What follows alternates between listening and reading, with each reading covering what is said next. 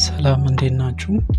የሃይሌ ቴክ አካዳሚ የዩቲዩብ ቻናል ቤተሰቦቻችን፣ ባለፈው ቪዲዮ አዲሱ ዩቲዩብ YPP ፕሮግራም ዩቲዩብ አዲስ ህግ ያወጣውን ስለሱ አውርተን ነበር።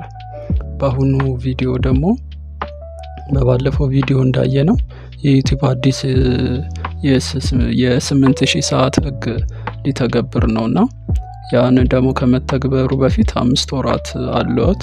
በዛ 5 ወራት ውስጥ ደግሞ እንዴት ነው 4000 ሰዓቱንና 1000 ሰብስክራይበር አሟልተን ሞኔታይዝ ማድረግ የምንችለው የሚለውን ዛሬ ቪዲዮ እናያለን ማለት ነው። 5 ወሳኝ ስትራቴጂዎችን አምጥቻለሁ ማለት ነው። በዚህ ላይ እንወያያለን ማለት ነው። በቪዲዮ ውስጥ ያው የምንዳስሳቸው 5 ስትራቴጂዎች ናቸው። ወደ ቪዲዮ እንግባ። አንደኛው ምንድነው? ረጅምና ትልቅ ይዘት ያላቸውን ቪዲዮዎች መስራት ነው። በዩቲዩባችን ውስጥ ለዩቲዩባችን አጫጭር ከ3 እስከ 5 ያሉ የቪዲዮ ላይ ከማተኮር ይልቅ ከ3 እስከ 5 ደቂቃ ያሉ ቪዲዮዎችን አጫጭር ቪዲዮዎችን ማለት ነው ከማተኮር ይልቅ ደግሞ ወደ 10 ደቂቃ 15 ደቂቃ 30 ደቂቃም ሊሆን ይችላል ረዘም ያሉና ጥራት ያላቸው ትምህርታዊ ቪዲዮዎችን ማዘጋጀት ማለት ነው። ሌላው ደግሞ ይሄንን ስናዘጋጅ ደግሞ ተመልካቾች ቪዲዮ ላይ ረጅም ጊዜ ስለሚያሳልፉ ቻናላችን የእይታ ሰዓቱ በ3 እጥፍ ያድጋል ማለት ነው። በሁለተኝነት የምናየው ደግሞ ሾርት ተመልካቾች ወደ ረጅም ቪዲዮ መምራት ማለት ነው። አጫጭር ቪዲዮዎችን እንደ መግቢያ ማስታወቂያ በመጠቀም እንሰራለን። ከዛ እሱን አይቶ ደግሞ ወደ ሎንግ ቪዲዮዎቹ ወደ ረጃጅም ቪዲዮዎቹ እንዲመጡ መሳብ ማለት ነው። ወደ ተመልካቾች ቀጥተው ወደ ሙሉ ረጅም ቪዲዮ ተጨማሪ እይታ እንዲያስገኙ ያደርግልናል ማለት ነው። ሾርት ቪዲዮን አይተው ወደ ሎንግ ቪዲዮ ይመጣሉ ማለት ነው። ሶስተኛው የቪዲዮ ስብስቦችን ወይም ፕሌሊስት ማዘጋጀት ነው። ይሄንን እና አሳይቻለሁ፣ በቀጣይ ቪዲዮዎችም አሳይቻለሁ። ፕሌሊስት አለ ዩቲዩብ ቻናላችን ላይ ሁሉንም አሁን የተለያዩ ቪዲዮዎችን እየሰራን እንለቃለን። ፕሌሊስት ደግሞ የሚያስፈልገው አንድ ላይ የሆነ አሁን ስለ ኮምፒውተር የምንሰራ ከሆነ ስለ ኮምፒውተር ነገር ያወራነውን በአንድ ፕሌሊስት ውስጥ፣ ስለ ሌሎች ነገሮች ያወራናቸው አንድ ላይ። ይህን በምናደርግበት ሰዓት አንድ ሰው ወይ የዩቲዩባችን ተከታታይ ሊሆን ይችላል፣ ድንገት ቪዲዮ ደርሶት የሚያይ ሰው ሊሆን ይችላል። እዛ ፕሌሊስት ውስጥ ከገባ ልክ አንደኛውን አይቶ ሲጨርስ ዩቲዩብ በራሱ አውቶ ፕሌይ እያደረገ ሌላውን ከዛ ሌላውን እያደረገ ያያል ማለት ነው። በዚህን ጊዜ ደግሞ ተመልካቹ ሌላ ቪዲዮዎችን ሳይነካ የኛኑ ቪዲዮ እዛ ላይ ያሉትን 5ም 10ም ሆኑ 3ም 4ም ቪዲዮዎች ሆኑ ፕሌሊስት ውስጥ ያሉትን በተከታታይ ያይልናል ማለት ነው። ስለዚህ ሰዓታችን ጨመረ ማለት ነው። 10 ደቂቃ ቢሆን 10 ቪዲዮ በ10 ደቂቃ ቢያይ ያው አስቡት፣ ካልኩሌት አድርጉት እንግዲህ ስንት ሰዓት ተቀመጠ ማለት ነው።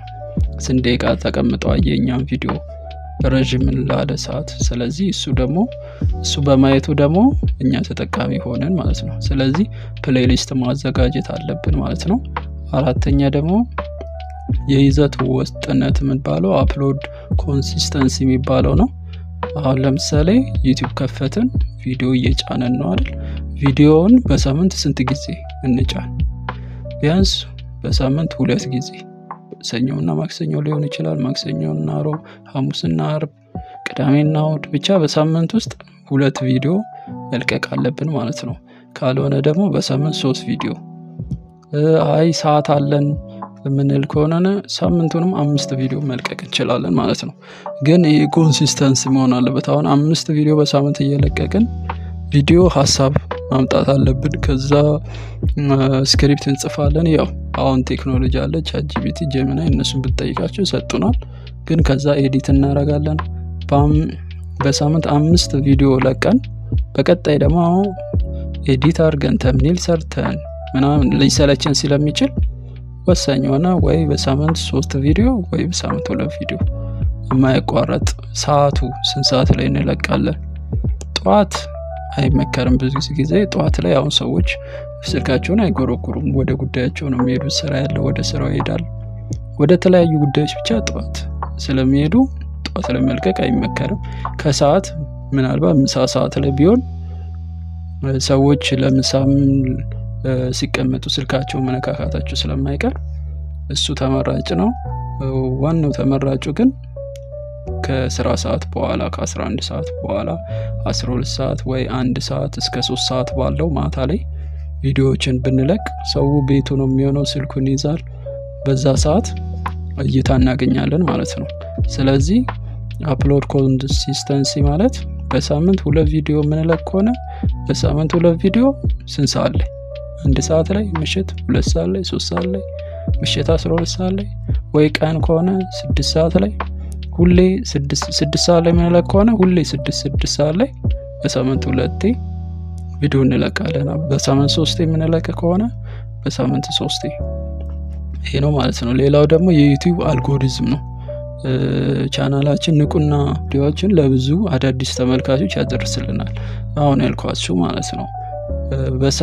በሳምንት 2 ሁሌ የምንለቅ ከሆነ የዩቲዩብ አልጎሪዝም ደግሞ ለሌሎች ተመልካቾች ያደርስልናል ቪዲዮአችንን ማለት ነው።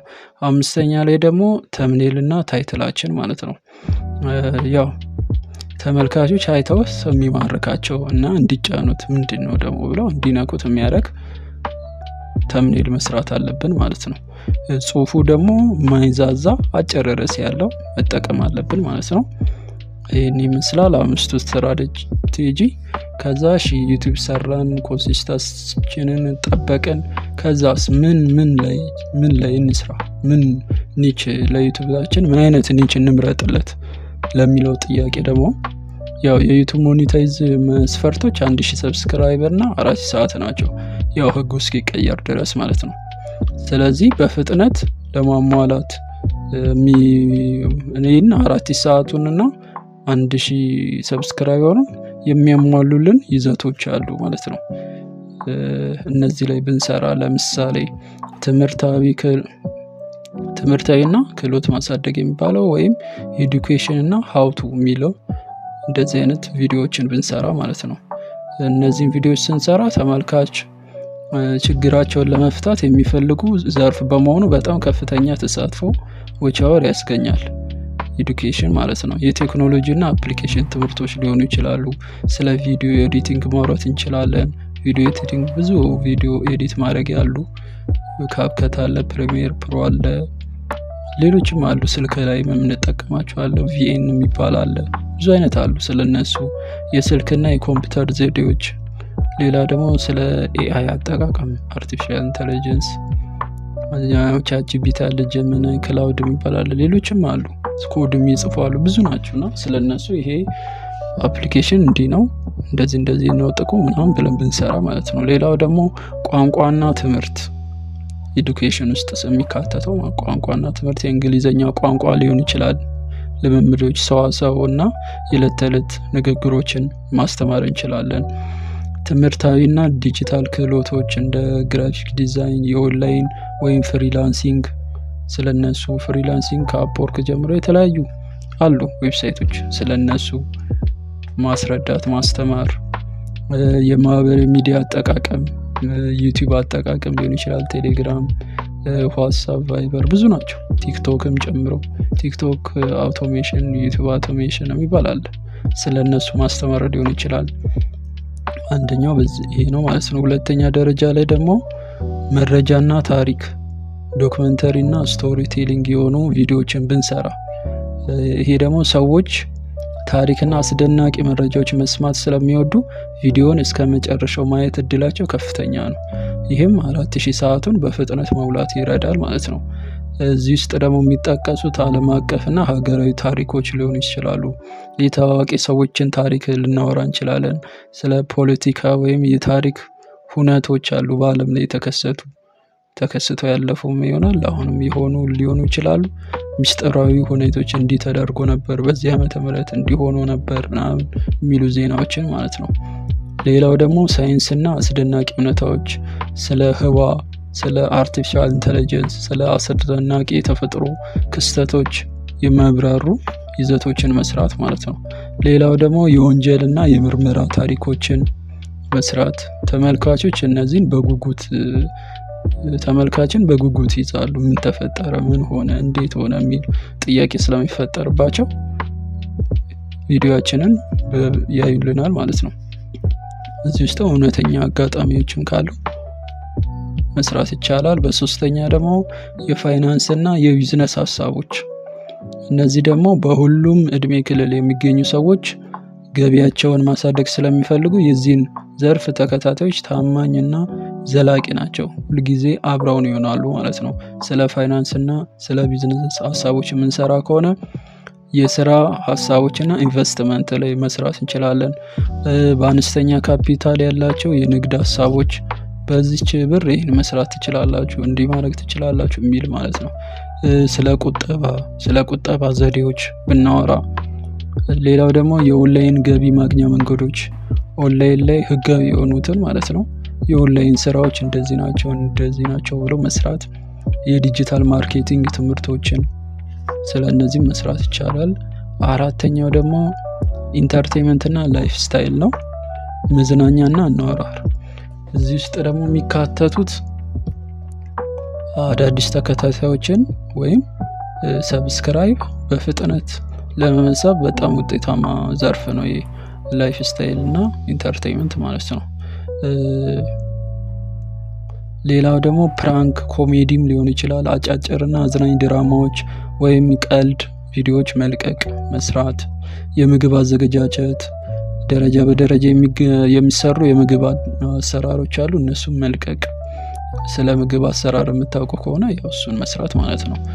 የጉዞና የዕለት ተዕለት ህይወት ቪሎግ ያው በሰፊው የምናውቀው አቤል ብርሃኑ ነው። ሌሎችም አሉ የሚሰሩ እንደነዚህ አይነቶችን። እዚህ ቦታ ሄድኩ፣ እዚህ ቦታ ተገኘው፣ ይሄ ባህላቸውን ምናቸው ማሳየት ማለት ነው። ልዩ ቦታዎችን ማስተዋወቅ፣ ማህበራዊ ባህሎችን ማሳየት፣ እንደዚህ ማለት ነው። አምስተኛ ግምገማና ምክረ ሀሳብ ሪቪው ኤንድ ሪኮሜንዴሽን የሚባለው ያው ሰዎች እቃ ይገዛሉ በተለያየ መንገድ፣ እናንተም ገዝታቸውም ሊሆን ይችላል እና ከመግዛታቸው ወይም አፕሊኬሽንም ከሆነ ከመጠቀማቸው በፊት ግምገማ ወይም መልእክት ይፈልጋሉ ሰዎች ማለት ነው። ስለዚህ ቴክኖሎጂ እቃዎች ግምገማ ሊሆን ይችላል። ስለ ስልክ፣ ላፕቶፕ፣ ካሜራ ጥቅሙ ይሄ ነው፣ ጉዳቱ ይሄ ነው፣ ይሄን ካሜራ ገዛው ለዚህ ይጠቅማል፣ በቃ ስፔሲፊኬሽኖች መንገር ማለት ነው። ዩቲዩብም ከሆነ ላፕቶፕም ከሆነ ወይ ኮምፒውተር ይሄን ያህል ራም ያለው፣ ይሄን ያህል ስቶሬጅ ያለው፣ ይሄን ያህል እንዲገዛው ብትገዙት ብላችሁ ደግሞ ሪኮመንድ የምታደርጉት ካለ ስለነሱ ሪቪው ማድረግ ማለት ነው። ሌላው ደግሞ የፊልምና ሙዚቃ ዳሰሳ፣ አዳዲስ ፊልሞች ያው የውጭም ሊሆን ይችላል ወይ የሀገር ውስጥ ማጠቃለል፣ ፊልሙ እንዲህ ነው እንደዚህ ነው አስተያየት መስጠት፣ ስለ አቀራረጹ ሊሆን ይችላል፣ ስለ ተዋናዮቹ ሊሆን ይችላል። እዚህ ላይ የምናገር ጄቲቪ ኢትዮጵያ የሚል ላይ ነበረ ሪሞት የሚል እንደዚህ አይነት ማለት ነው። ኢቢኤስም ላይ የተለያዩ አሉ ፕሮግራሞች። ግን ዩቲዩብ ላይ ደግሞ እንደ መስራታችን እንደዚህ እንደነሱ አይነት ሆኖ ግን በእኛ ፊልሙን አይተነው ሀሳብ መስጠት ማለት ነው። እና 5 ናቸው፣ እነዚህን ይመስላሉ። በቀጣይ ደግሞ ኒችም መረጥን። በቀጣይ ደግሞ የምናያቸው ቪዲዮዎች ምንድነው? ሃው ቱ ክሬት ዩቲዩብ ቻናል አየን። ርዕስ መረጥን በል ተምሬን አሰራራችን እንዴት እንደሚሆን አየን። 4000 ሰዓትን እና 1000 ሰብስክራይበር ለማግኘት ብዙ ነገር አየን እስካሁን አይደለ? ከዛ በኋላ ደግሞ እንዴት ነው ዩቲዩብ ቻናል የምንከፍተው? የከፈትን ካለን ባለን ላይ እናስቀጥላለን። አዲስ ሰዎች ደግሞ ልንኖር ስለምንችል ለዩቲዩብ በቀጣይ ቪዲዮዎች የምናያቸው ሃው ቱ ክሬት ኢሜል ላል ኢሜል እንዴት ነው የምንከፍተው? ኢሜል ላይ ደግሞ ስንከፍት ኢሜል 3 አይነት ኢሜሎች አሉ። ሆት ሜል የሚባል አለ። ያሆ ሜል የድሮ ነው። አሁን በቅርብ ደግሞ 2004 ጀምሮ ስራ ላይ ያለው ጂሜል፣ ብዙ ሰው ጂሜል ነው የሚጠቀመው። በፊት ግን ያሆ ሜልም የሚጠቀም ይኖራል ነበረ። ያሆ ሜል አሁንም አለ። በእርግጥ ግን ብዙ ሰው ጂሜል ነው የሚጠቀመው። የጉግል ሜል ስለሆነ ጂሜልን መጠቀም ጀምሯል። ግን ያሆ ሜል ማለት ስለ ሶስቱ ምንድናቸው ልዩነታቸው ካላቸው እናይና ጂሜል አካውንት እንከፍታለን ማለት ነው። ከዛ ሁለተኛው ደግሞ ሃው ቱ ክሬት ዩቲዩብ ቻናል። ዩቲዩብ ቻናል እንዴት ነው የምንከፍተው? ከዛ በሶስተኛው ደግሞ ሃው ቱ ክሬት ዩቲዩብ ሎጎ እንዴት እንሰራለን፣ የዩቲዩብ ባነር እንዴት እንሰራለን፣ ሃው ቱ ሜክ ቪዲዮ ራሱ የሚጫነውን ቪዲዮ ማለት ነው፣ ዩቲዩብ ላይ የምንጭነውን ቪዲዮ እንዴት እንሰራለን፣ እንዴት ኤዲት እናደርገዋለን፣ ሃው ቱ ኢንትሮ የዩቲዩብ ኢንትሮ አለው። አንዳንዴ የሰዎችን የዩቲዩብ ቻናላቸውን ስከፍተው መጀመሪያ ላይ ትንሽዬ ኢንትሮ አለ። ኢንትሮ እንዴት ነው የምንሰራው? አሁን ላይ በእርግጥ ኢንትሮ መስራት ተትቷል። በቃልም እንዲህ ነው የቻናሌን ሰብስክራይብ አድርጉ ምናምን ብለው ይጀምራሉ። ግን ኢንትሮ መስራት እንዴት እንሰራዋለን? ከዛ በሰባተኛ ደግሞ እናየው ሃው ቱ ሰብስክራይብ አኒሜሽን፣ ሰብስክራይብ አድርጉ የምትለው አኒሜሽኗን እንዴት እንሰራታለን፣ ከየት እናመጣለን የሚለውን እናያለን። ስምንተኛ ላይ ሃው ቱ ዩቲዩብ ኦዲዮ ላይብራሪ፣ ሃው ቱ ዩዝ ዩቲዩብ ኦዲዮ ላይብራሪ።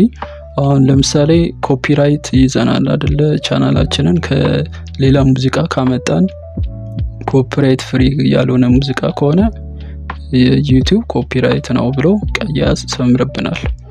ስለዚህ ኮፒራይት ያልሆኑ ከየት እናገኛለን? አንደኛው ከዩቲዩብ ስቱዲዮ ነው። እሱን እንዴት እናገኛለን፣ እዛ ውስጥ ምን አይነት ሙዚቃዎች አሉ የሚለውን እናያለን ማለት ነው። ዘጠነኛ ላይ ደግሞ ሃው ቱ ክሬት ዩቲዩብ ተምኔል፣ የዩቲዩብ ተምኔል እንዴት እንሰራለን። እዚህ ላይ ካንቫ እና በስልክ ደግሞ ፒክስል ላብ የሚባል አለ። ሁለቱን እናያለን ማለት ነው። እዚህ ላይ እንዴት እንሰራለን። ካንቫ በጣም ቀላል ነው። ፒክስል ላብም ቢሆን እንሰራለን። አሰራሩን አሳያችኋለሁ። ሃው ቱ አፕሎድ ፈርስት ቪዲዮ ኢን ዩቲዩብ ቻናል፣ 10ኛ ላይ ማለት ነው። ዩቲዩብ ቻናል ላይ የመጀመሪያ ቪዲዮአችንን እንዴት ነው የምንጭነው የሚለውን እናያለን። 11ኛው ሃው ቱ አፕሎድ መልቲፕል ቪዲዮ፣ አንዴ ማለት ነው 4-5 ቪዲዮን ዩቲዩብ ላይ መጫን እንችላለን። ግን ያው በአንድ ቀን 5 ቪዲዮ ወይ 3 ቪዲዮ ከጫንን የዩቲዩብ ተመልካቾቻችን ሊሰላችሁ ምናምን ስለሚችሉ ስኬጁል እያደረግን እንጭነዋለን። ግን አንዴ ደግሞ 5ም 3ም 4ም ቪዲዮ መጫን ስለሚቻል እሱ እንዴት ነው መጫን የሚቻለው የሚለውን እናያለን ማለት ነው።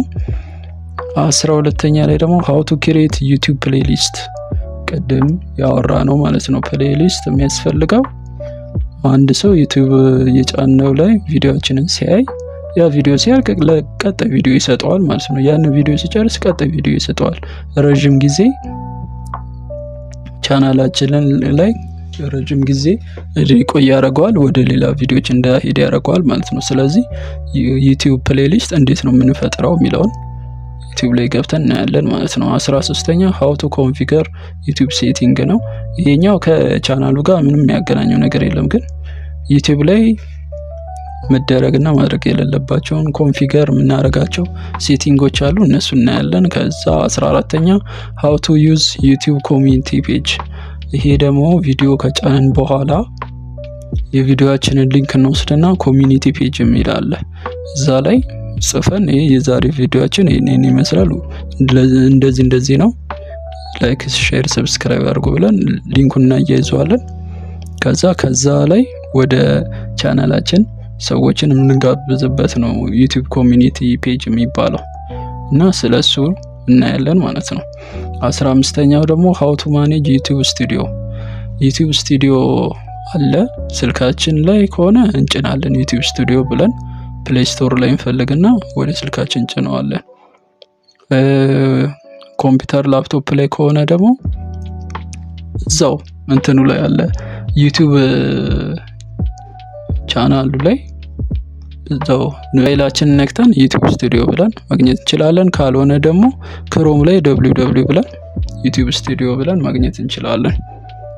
ስቱዲዮ አለን። እሺ 16ኛው ደግሞ ሰርች ኢንጂን ኦፕቲማይዜሽን ምንድነው የሚለውን ጄኔራል እውቀት እንይዛለን ስለ ሰርች ኢንጂን ኦፕቲማይዜሽን።